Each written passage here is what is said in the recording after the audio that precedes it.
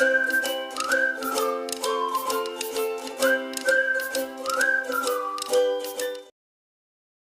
And welcome students. इस video में हम लोग पढ़ेंगे सीजी बोर्ड क्लास 8 साइंस के चैप्टर 9 रिफ्रैक्शन ऑफ लाइट की एक्सरसाइज सॉल्यूशंस को। लेसन के एक्सप्लेनेशन के टाइम में आपसे बोली थी कि जब आपके इस एक्सरसाइज सॉल्यूशन वाला वीडियो आएगा तो लेसन के बीच में जो क्वेश्चंस रहते हैं उनके आंसर्स भी मैं आपको दे दूंगी। तो वही सारे इंटेक्स्ट क्वेश्चंस के आंसर्स भी पहले यहाँ पे हैं। तो सबसे पहले जैसे पेज नंबर 98 में कुछ क्वेश्चंस दिए थे। फर्स्ट क्वेश्चन था what changes happen to the path of light ray when it moves from a denser to a rarer medium. यानी कि जब कोई भी लाइट रे जो है वो एक डेंसर से रेयरर मीडियम की तरफ जाती है तो उसके पाथ में क्या चेंजेस आते हैं। So when the ray of light moves from denser medium to a rarer medium it bends away from the normal at the point of refraction. यानी कि जब कोई रे ऑफ लाइट डेंसर से rarer medium में जा रहा है तो जो उसका पॉइंट ऑफ रिफ्रैक्शन होगा यानी कि जहाँ पे वो लाइट रे जाकर के रिफ्रैक्ट हुआ है वहाँ पे वो नॉर्मल के towards away from the normal, वो नॉर्मल से दूर वो बेंड हो जाता है। जैसे कि आप देख लो यहाँ पे, तो इस साइड का ये जो मीडियम है वो डेंसर है और इधर वाला रेयरर है। तो मैं डेंसर के लिए डी और रेयरर के लिए आर अगर लिख दूँ तो जब कोई रे ऑफ लाइट एक नॉर्मल में मैं यहाँ पे ड्रॉ करूँ और जब एक रे ऑफ लाइट यहाँ से पास होगा तो वो किस तरफ मूव होगा, नॉर्मल से थोड़ा सा दूर वो रिफ्रैक्ट हो जाता है। देन उसके बाद में सेकंड क्वेश्चन है if the light ray deviates towards the normal when passing from medium 1 to medium 2 what can you say about the medium being denser और रेयरर। तो जब कोई रे ऑफ लाइट मीडियम 1 से medium 2 में जा रहा है ना तो वो नॉर्मल के टूवर्ड्स बेंड हो रहा है। जैसे यहाँ देखिए थे अवे फ्रॉम द नॉर्मल, अभी बोला नॉर्मल के टूवर्ड्स वो बेंड हुआ है।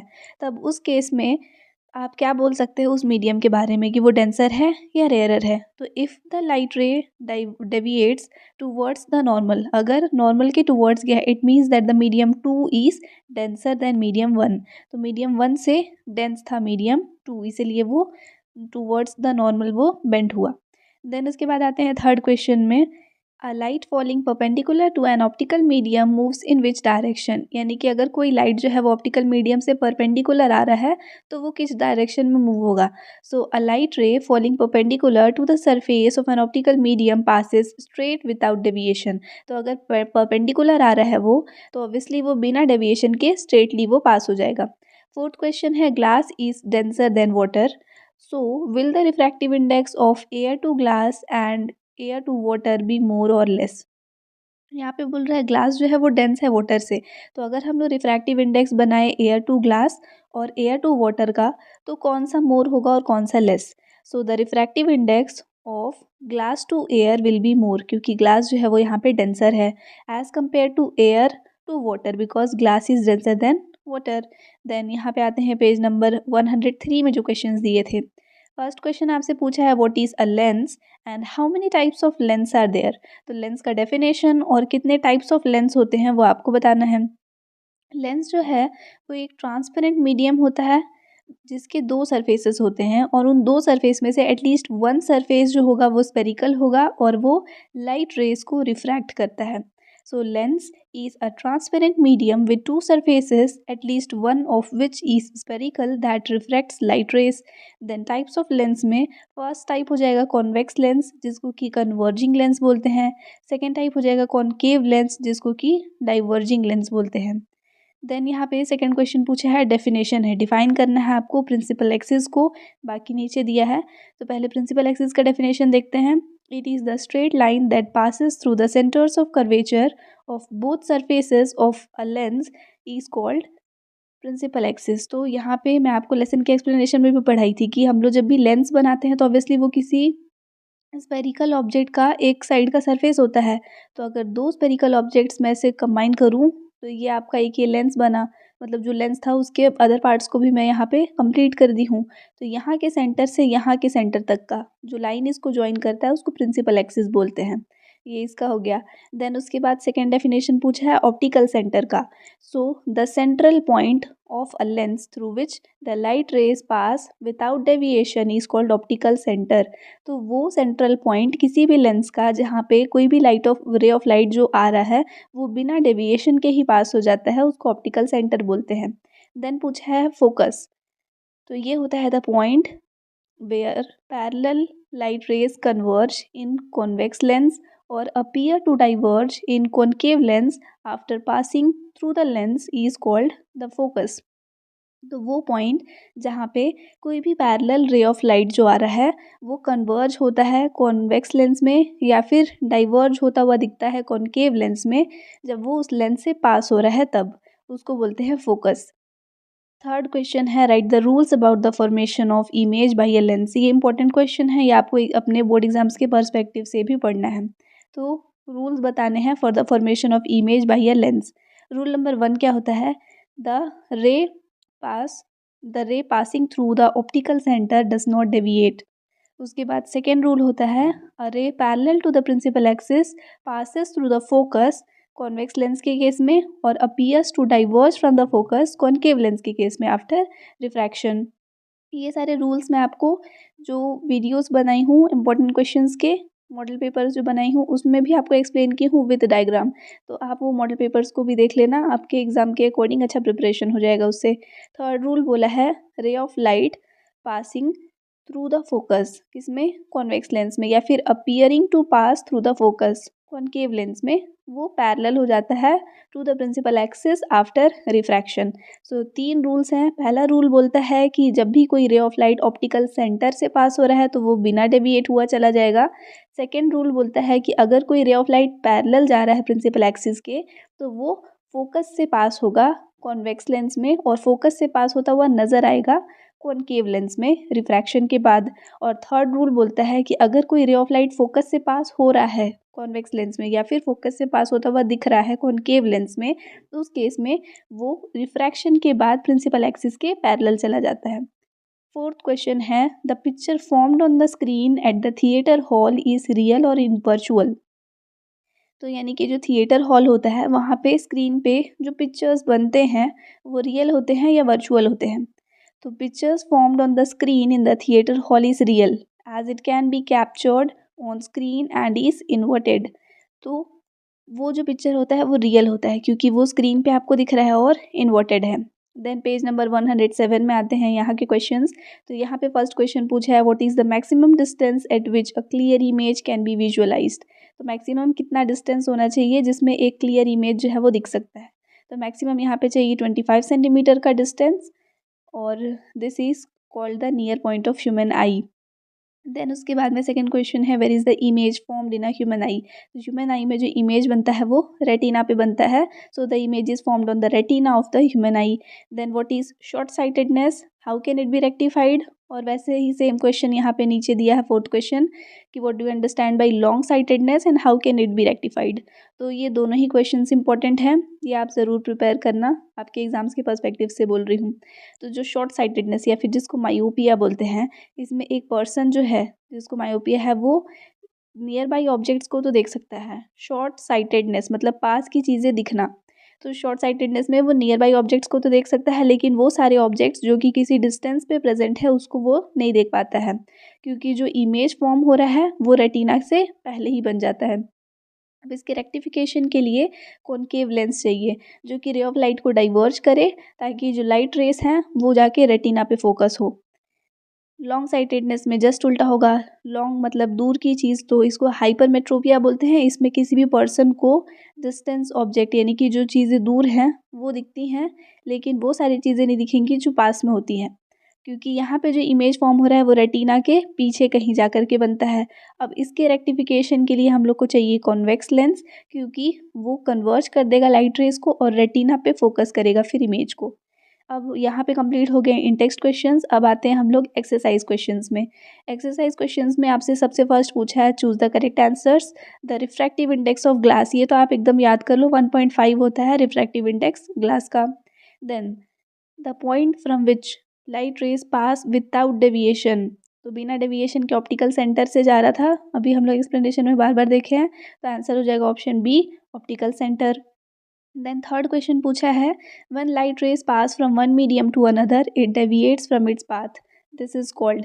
तो ये इस लेसन का ही नाम है रिफ्रैक्शन ऑफ लाइट. जब भी रे ऑफ लाइट जो है वो एक मीडियम से दूसरे मीडियम में जाती हैं तो वो अपना पाथ से डेविएट हो जाती हैं एंड इस प्रोसेस को बोलते हैं रिफ्रैक्शन ऑफ लाइट.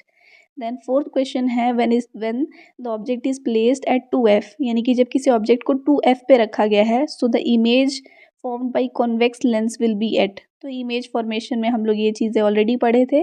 आप लेसन के एक्सप्लेनेशन में जाओगे तो इसका पूरा आपको समझ में आ जाएगा कि कहाँ पे कौन सा इमेज बनाना है। तो यहाँ पे आंसर रहेगा ऑप्शन ए हो जाएगा, 2f पे ही बनेगा। देन उसके बाद में मैच द फॉलोइंग क्वेश्चंस है। ऑब्जेक्ट प्लेस्ड एट, ये सारी जगह पे ऑब्जेक्ट रखा है, नाउ इमेज कहाँ बनेगा इनमें से आपको बताना है। मैं ऑलरेडी ये मैच करके आपके लिए बना के रखी हूँ, ये आप सामने सामने इसको ऐसे ही नोट कर लेना तो आपके नोट्स में ये आ जाएगा, क्योंकि इमेज फॉर्मेशन में आपको लेसन में बहुत डिटेल में एक्सप्लेन की थी, इसलिए यहाँ पे फिर से मैं एक्सप्लेनेशन नहीं दूंगी, आप यहाँ से मैच कर लेना। थर्ड क्वेश्चन में हम लोग आते हैं आंसर द फॉलोइंग क्वेश्चंस में। यहाँ पे पूछा है what do you understand by refraction, मतलब इसका डेफिनेशन आपको लिखना है। तो refraction is the bending of light rays as they pass from one optical medium to another due to the change in the speed of light. यानी कि refraction जो है वो एक प्रोसेस है of bending of ray of light, जब वो एक ऑप्टिकल मीडियम से दूसरे ऑप्टिकल मीडियम में जाता है, जस्ट बिकॉज जब ऑप्टिकल मीडियम्स चेंज होते हैं ना, तो रे ऑफ लाइट का जो स्पीड है लाइट का, वो भी यहाँ पे चेंज हो जाता है। सेकेंड क्वेश्चन है when the light ray enters water medium through glass medium, there where will it deflect, towards the normal or away from the normal। अब वो वाटर से ग्लास में एंटर हो रहा है, ठीक है, enters water medium through glass, okay, water medium में एंटर हो रहा है थ्रू ग्लास, ग्लास से वाटर में आ रहा है, तो वो किस तरफ डेविएट होगा, नॉर्मल की तरफ या नॉर्मल से दूर। तो हम लोग देखेंगे ग्लास डेंसर है और वाटर जो है वो रेयरर है, तो डेंसर से रेयरर मीडियम में आ रहा है, तो अवे फ्रॉम द नॉर्मल। तो यहाँ पे हम लोग लिखेंगे when the light ray enters water medium through glass medium it will deflect away from the normal as light moves from a denser medium, that is glass, to a relatively rarer medium, that is water। then third question में आते हैं what do you understand by refractive index of a medium। ये भी important है refractive index का definition। तो refractive index of a medium is the ratio of speed of light in vacuum, जैसे कि वैक्यूम या फिर air, to the speed of light in medium, जो भी मीडियम दिया हो, जैसे वाटर और ग्लास, कुछ भी, और दूसरे मीडियम्स भी हो सकते हैं, और ये इंडिकेट करता है optical density of the medium. Fourth question में आपसे पूछा है एक रे डायग्राम बनाना है जब ऑब्जेक्ट जो है वो प्लेस किए हैं between optical centre and the principal focus of a convex lens. तो एक तो पहले कॉन्वेक्स लेंस बनाएंगे, उसके बाद में आपको क्या बोला है, ऑब्जेक्ट कहाँ रखना है, ऑप्टिकल सेंटर और प्रिंसिपल फोकस के बीच में। तो ये आपका ऑप्टिकल सेंटर है और ये प्रिंसिपल फोकस है, इनके बीच में आपको ऑब्जेक्ट को रखना है और उसके बाद बनाना है कि इमेज कहाँ पे बनेगा। तो ये इसका क्या बोलते हैं, डायग्राम हो जाएगा, रे डायग्राम। और आपको नीचे मेंशन करना है जो आप बना रहे हो उस चीज़ को, बिना फिगर को ऐसे मेंशन किए डायग्राम सारे इनकम्प्लीट होते हैं। तो आप यहाँ पे देख के इसको बना लेना, क्योंकि मैं इसको आपको एक्सप्लेन की हूँ लेसन में। हाँ, लेसन के एक्सप्लेनेशन वाला वीडियो जो है वो आपको उसका लिंक डिस्क्रिप्शन में भी मिलेगा। उसके अलावा जब ये वीडियो कंप्लीट होगा ना, तो एंड स्क्रीन पे भी आपको प्लेलिस्ट का लिंक मिलेगा, आप वहाँ पे क्लिक करके एक्सप्लेनेशन वाले वीडियोज़ को देख सकते हो। फिफ्थ क्वेश्चन में पूछा what is long sightedness and how can it be rectified, explain with diagram. तो ये क्वेश्चंस इंपॉर्टेंट है, मैं आपको पहले भी बोली, अभी जस्ट इसको हम लोग इन टेक्स्ट क्वेश्चंस में देखे भी। लॉन्ग साइटेडनेस यानी कि हाइपरमेट्रोपिया, तो वही है जिसमें एक पर्सन को दूर की चीज़ें तो क्लियरली दिखेगी लेकिन पास की चीज़ें नहीं दिखती हैं, बिकॉज जो इमेज बन रहा है वो यहाँ पे रेटिना के बाद कहीं जा कर के बनता है। तो इमेज हम लोग जैसे यहाँ पे दिखा रहे हैं आई विद लॉन्ग साइटेडनेस, तो रेटिना अगर यहाँ पे है तो उसकी जगह पे इमेज इधर बन रहा है बिहाइंड द रेटिना। और रेक्टिफिकेशन के लिए यूज़ करेंगे कॉन्वेक्स लेंस, ताकि वो लाइट रेज को कन्वर्ज कर दे और उसका इमेज जो है वो पीछे जाके बनने से थोड़ा पहले ही बन जाए। तो रेक्टिफिकेशन के लिए फिर ये डायग्राम बना सकते हैं, यहाँ पीछे नहीं गया, वो रेटिना पे आकर के ही इमेज फॉर्म हो जा रहा है। उसके बाद नेक्स्ट है explain with the help of an activity that the incident ray, the normal at the point of incidence and the reflected ray और लाई इन द सेम प्लेन। तो आपको एक एक्टिविटी के हेल्प से एक्सप्लेन करना है कि जो इंसिडेंट रे है, नॉर्मल है और पॉइंट ऑफ इंसिडेंस है, normal at the point of incidence और reflected ray, incident ray, reflected ray और नॉर्मल, ये तीनों जो है वो सेम प्लेन पे लाई करता है। हम लोग को पता भी है ये लॉ ऑफ रिफ्रैक्शन है। So use a plane mirror and shine a light ray into it at an angle. आपको क्या करना है, एक प्लेन मिरर लेना है और एक लाइट रे उसके ऊपर आपको पड़ने देना है एक पर्टिकुलर एंगल से। अब लाइट रे पड़ने देने के लिए हम लोग क्या कर सकते हैं कि एक कार्डबोर्ड ले लो और उसमें एक छोटा सा होल बनाना, और उससे जब आप टॉर्च मारोगे तो ऑब्वियसली सिर्फ एक सिंगल बीम ऑफ लाइट वहाँ से निकलेगा। Now place a screen to observe the reflected ray. अब आपको एक स्क्रीन सामने रखना है ताकि रिफ्लेक्टेड रे को आप ऑब्जर्व करो, और यहाँ पे आप मार्क करना है इंसिडेंट रे को, रिफ्लेक्टेड रे को और नॉर्मल को, और आपको दिखेगा कि ये तीनों ही चीज़ जो है वो सेम प्लेन पे यहाँ पे लाई कर रही हैं। यहाँ पे कंप्लीट हो गया आपका इस लेसन का सारा क्वेश्चन। तो आई होप आपको ये वीडियो जो है वो समझ में आया। नाउ जैसा कि मैं आपको बोली थी कि चैप्टर 9 के एक्सप्लेनेशन वाला वीडियो जो है वो आपको एक प्लेलिस्ट में मिलेगा, जो कि साइंस का प्लेलिस्ट है, जो फिलहाल आपको स्क्रीन पे डिस्प्ले हो रहा होगा। आप यहाँ पे क्लिक करके चैप्टर 9 एंड बाकी लेसन्स के वीडियोज़ भी देख सकते हैं, एंड मॉडल क्वेश्चन पेपर्स के भी यहाँ पे वीडियोज़ हैं। Thanks for watching and please to subscribe if you are new to our channel, and if you want to stay connected with us then join the Telegram link given in description.